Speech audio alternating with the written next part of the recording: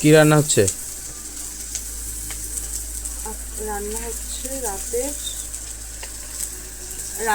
রাতের এটা হচ্ছে বাটা করব, জানি না খাওয়া যাবে কি যাবে না।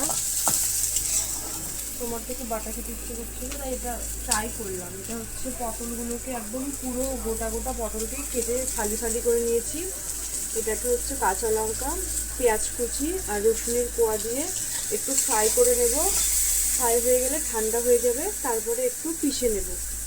আর এখানে হচ্ছে দুধটা হয়ে গেছে, দুধটা ফোটানো হয়ে গেছে। এখানে রুটি আছে,